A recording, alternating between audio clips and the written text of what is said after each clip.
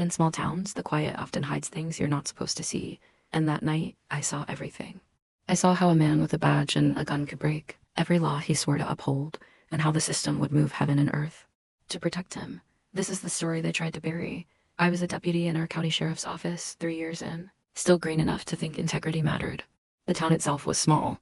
You could drive from one end to the other in 10 minutes flat, passing old diners, boarded up gas stations, and fields that seemed endless. Our police chief, Howard Grant, was a local legend.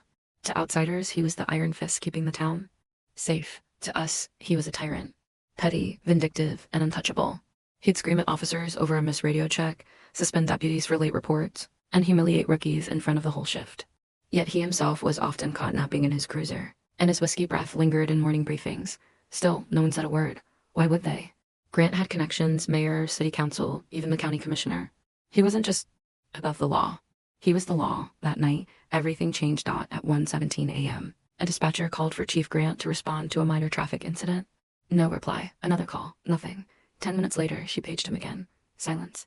I was patrolling near Highway 7 when I heard the chatter. Something felt off. Chief Grant never missed a chance to assert control. If he wasn't responding, it wasn't because he was busy. It was because he couldn't. I decided to check the station first.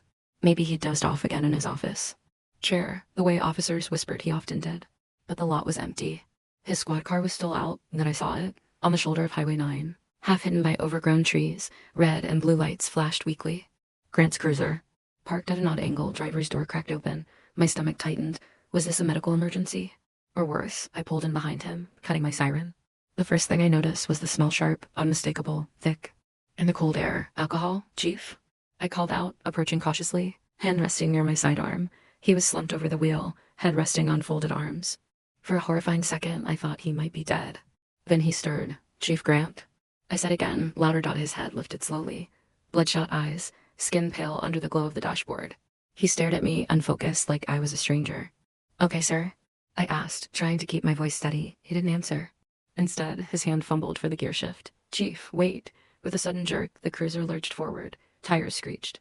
He pulled away, taillights vanishing into the darkness. I froze for half a second, then scrambled to my radio. Unit 27 to dispatch Chief Grant just fled the scene. Possible DUI. Heading east on Highway 9. There was a pause. The dispatcher's voice came back, shaky. Confirm, Chief Grant?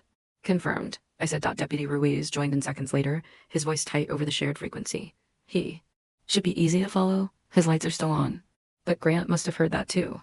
Within moments, his emergency lights went dark. Now we were chasing our own chief through the back roads of the county. He knew every turn, every side street, every dead end we didn't. For almost an hour, Ruiz and I played cat and mouse. Finally, we found him parked neatly in his own driveway. Porch light burning like nothing had happened. I called it in. My sergeant responded. The sheriff was notified.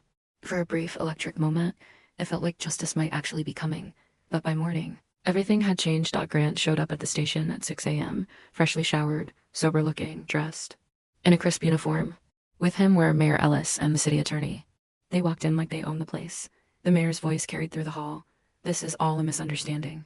Chief Grant suffered a medical episode. He's fine now. The city attorney demanded he be allowed to take a breathalyzer to put these false allegations to rest. By then, nearly 5 hours had passed. Grant blew a 0.079, just under the legal limit of 0.08. It was enough. The official report stated, Chief Grant experienced a medical incident while on duty. Alcohol was not a factor. A week later, I received a written reprimand for procedural failures in approaching a fellow officer. Deputy Ruiz got the same. 6 months later, Howard Grant was promoted to regional police coordinator. I transferred counties. I couldn't look at my badge the same way again.